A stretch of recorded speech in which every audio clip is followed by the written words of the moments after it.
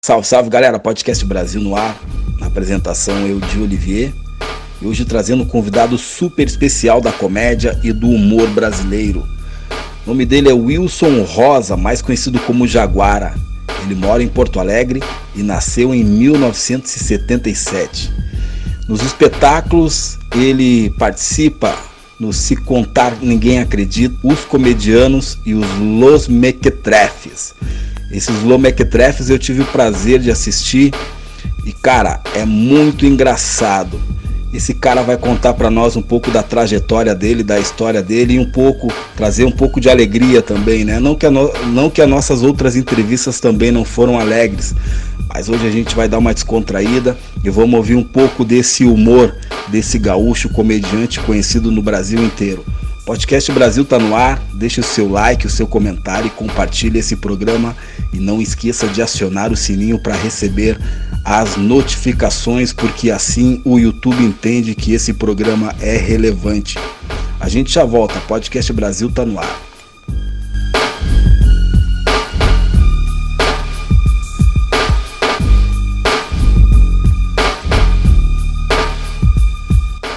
Wilson Rosa, seja bem-vindo, meu mano, ao programa Podcast Brasil. Muito obrigado, Jaguara, por disponibilizar o teu tempo e nos trazer um pouco de informações, sabedoria e trazer alegria também para todo mundo nessa quarentena. Meu mano, para começar, diz para nós, meu mano, como é que tu se descobriu na comédia e no humor? Como tu se descobriu ator da comédia? Grande Di Olivier, que honra, cara. Primeiro, antes de tudo, eu queria agradecer aí o convite, cara. É muito legal participar e tá aqui trocando uma ideia contigo. É muito massa, sou teu fã. E é isso, cara. Muito legal tá aqui, de verdade. Bom, na verdade é aquele negócio, né, cara? A gente mesmo não descobre, são as outras pessoas que descobrem a gente. Aí tu começa a ver os sinais que a vida te dá, tudo que tu já fez no passado, assim. Eu era aquele cara que eu estudava, eu era um bom aluno, eu sabia as matérias, mas eu sentava no fundão, eu era o cara que eu era expulso da sala, eu era expulso do colégio, por falar bobagem na hora errada. Eu sou esse tipo de cara, né? E eu não consigo, por isso que eu não frequento velório, eu sinto a perda dos amigos, às vezes se vão, e eu fico nervoso, e quando fico nervoso eu começo a rir. Essa é a minha reação. E aí os anos foram passando, eu sou o cara que eu sempre falo a coisa errada na hora errada, eu sou campeão de fazer isso aí, né? E aí um dia um amigo meu, que é um diretor de teatro, um grande diretor de teatro daqui do Rio Grande do Sul, ele conversando comigo, ele disse: cara, por que tu não conta 2, 3 histórias que tu me contou já no palco? Vamos experimentar fazer isso? E eu digo: cara, vamos tentar, mas eu passei, eu prometi e não fui, mas fiquei com aquilo na cabeça. Então, numa época morando em São Paulo, já tardiamente, assim, eu já tinha lá meus 30 anos de idade, eu fiquei desempregado, eu estava morando em São Paulo, ganhava um salário legal, e aí eu fiquei desempregado, e aí eu não me vi mais como ter grana para pagar o aluguel, para me sustentar. E aí eu fui para os bares de São Paulo que eu frequentava, que eu tinha amigos, para tocar um violão, um sertanejo, e cantar e tocar. E aí, entre uma música e outra, eu parava e contava uma história engraçada, e aí seguia com o meu showzinho ali, né? E até que um dia chegou um cara e disse pra mim: ô, mano, velho, tu quer fazer o contrário? Vamos tirar as músicas e tu só conta as histórias engraçadas. E aí eu comecei a me sustentar com aquilo. Eu fiquei uns bons meses até que eu tive um problema de família, eu fui obrigado a voltar a Porto Alegre.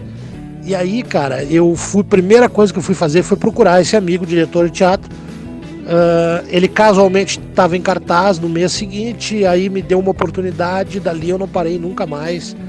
E tô até hoje aí, escrevi alguns espetáculos, inclusive uma comédia infantil, escrevi o Se Contar Ninguém Acredita, escrevi o Comedianos, escrevi o Los Mequetrefes. Então tá muito massa, eu amo o que eu faço e é sensacional, é muito massa. Beleza, Jaguara? Sou teu fã também, meu mano. Mano, conta pra nós como é que tu vê o stand-up no Rio Grande do Sul. Stand-up no Rio Grande do Sul ainda é um nicho, perto dos outros estados, principalmente aqui em São Paulo e no Rio de Janeiro. Conta pra nós, meu mano, Como é que tu vê o stand-up no Rio Grande do Sul e no Brasil, a potência dele? Pô, legal essa pergunta, hein? Bom, antes de responder, eu queria dizer o seguinte: eu não acredito muito nesse conceito que se gerou em cima da palavra, do conceito stand-up comedy. Né? Stand-up comedy, numa tradução literal, significa comédia em pé. Né? Então, se for partir por esse princípio, a comédia em pé, o palhaço é um stand-up comedy, o personagem é um stand-up comedy, e se criou uma aversão ao cara que faz um personagem não poder se qualificar como stand-up comedy. Aqui no Sul tem alguns, inclusive com o nome do espetáculo, tem stand-up no nome, e é um personagem que faz. Então cada conceito que se cria que vá contra é meio que um apontamento de dedo que é totalmente errado, né? O Chaplin já dizia que um humorista pode ser tudo, até mesmo engraçado. Então eu sou totalmente a favor do cara se intitular como ele quiser, a partir do momento que ele sobe no palco para entreter o público. Mas aqui no Rio Grande do Sul, começando a responder a tua pergunta, o stand-up comedy ainda está engatinhando, é um nenezinho muito novo, muito jovem, né? A gente tem uma cena, claro que é uma cena um pouco rachada, que já nasceu um pouco rachada pela vaidade, por se tratarem de uma maneira fria, indiferente uns comediantes dos outros, que deveria ter uma união muito maior. Eu, como comediante, sou o cara que mais abre espaço para comediante novato, os open mics que a gente chama.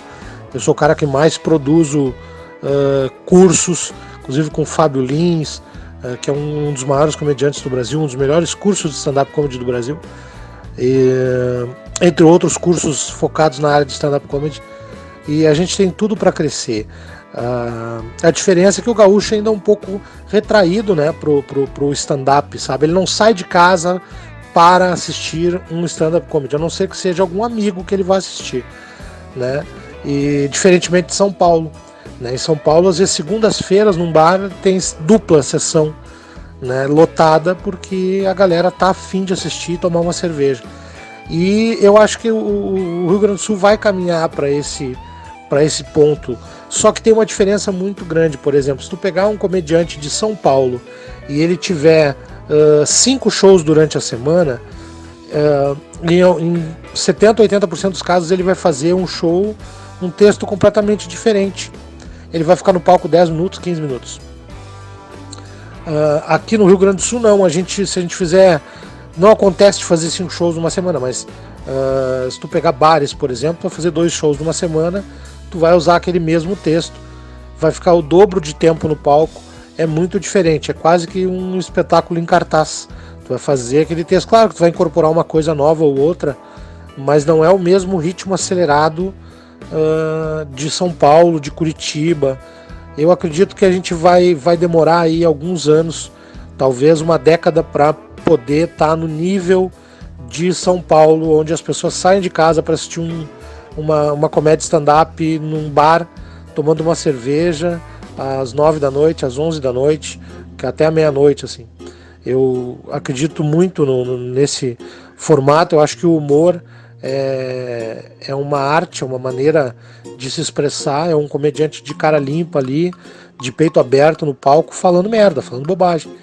E tem tudo para crescer. Eu acho que a gente chega, tá no caminho, tá iniciando, tá engatinhando, mas logo as coisas vão se alinhar e a coisa melhora para todo mundo. É isso aí, meu mano. Dificuldades estão aí para ser superadas. Que bom esse teu esclarecimento aí sobre o conceito stand-up, muito esclarecedor. Mano, vamos partir pro ataque então. Conta pra nós aí uma história daquelas bem engraçadas aí pra gente deixar registrado, pra gente poder dar risada contigo aqui e aproveitar esse teu talento na comédia e no humor. Manda ver, meu mano. Não, agora tu falou minha língua. Então o negócio é o seguinte, eu fui fazer uma visita pra minha tia, e aí eu gosto muito da minha tia, e eu fui e chamei o 99, porque o 99 é um aplicativo que é mais barato, é feito pra pobre, né? No caso do artista pobre, encaixa perfeitamente no padrão. E aí chamei o 99 para ir visitar minha tia, e aí veio o cara, assim, o cara tava de chinelo de dedo, bermuda, óculos de sol, boné virado para trás, uma camiseta de time.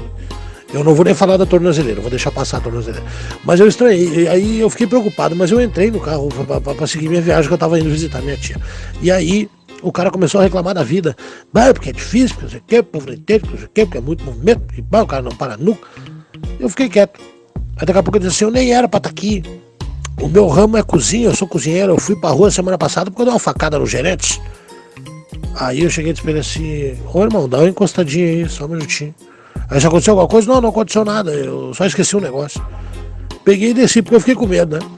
Aí chamei um Uber, não, vou terminar minha viagem, vou pagar um Uber, pode ser mais caro, mas eu vou terminar a viagem pelo menos com vida, né? E aí veio o Uber, um cara muito querido, simpático, tudo, gente fina, me deu bom dia, perguntou, te importa se eu ligar o rádio? Eu digo, não, fica à vontade. Aí ele ligou o rádio, e aí deu meio minuto, começou a tocar a música do Titanic, uma música romântica, uma música linda, apaixonante. O motorista deu uma olhadinha pra mim pelo retrovisor e aumentou o volume, assim. Aí eu respirei fundo e disse, mano, dá uma encostadinha aí pra mim. Ele disse, aconteceu alguma coisa? Eu digo, não, eu só queria fazer um boquete pro senhor, né? O senhor criou um clima tão legal aí, eu meio que sinto a obrigação de fazer isso aí pelo senhor, né? Aí tá, cheguei na minha tia, tudo na hora de ir embora. Eu fui pegar um micro-ônibus pra poder ir embora pra casa.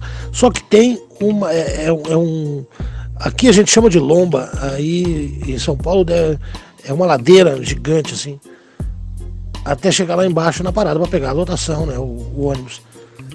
E aí eu vi uma cena que eu fiquei chocado, sabe? Eu vi um gordo, mais gordo que eu, com uma mochila, correndo lomba acima. Eu fiquei totalmente chocado com aquela cena, sabe? Porque um gordo não corre por qualquer motivo, tem que ter um motivo muito especial pro gordo correr, né? Aí eu fiquei pensando comigo, estourou uma guerra, mataram o presidente, o exército, os ET invadiram, o exército tá na rua, o que será que aconteceu que esse gordo tá correndo? Aí eu vi uma cena que fiquei mais chocado ainda. 2 gordos, mais gordo que ele, correndo atrás dele. E gritando assim, pega ladrão, pega ladrão. Na hora eu pensei, tem um Big Mac dentro daquela mochila. Porque não é possível, eu só não sabia se eu ligava pra polícia ou se eu ligava pra SAMU. Porque aquele gordo ia morrer de infarto correndo daquele jeito, não ia comer o Big Mac dele, não é verdade? Todo mundo precisa ser feliz. Grande oportunidade de Olivier, que prazer participar, muito obrigado, querido, de verdade, de coração, sou teu fã, vou falar de novo, curtam esse cara é muito massa, muito legal, meu querido, e logo logo a gente vai fazer um clipe junto aí, se Deus quiser, e a galera que quiser me seguir o meu trabalho, pode colocar lá no YouTube, no Instagram, @gordojaguara, no YouTube o Gordo Jaguara. É isso aí, tamo junto, beijo pra todo mundo, tchau, fui! E assim a gente termina essa entrevista de hoje com o Wilson Rosa, o Jaguara, diretamente de Porto Alegre. Essa história aí, mas tem mais história aí, hein? Tem a história do Orgut.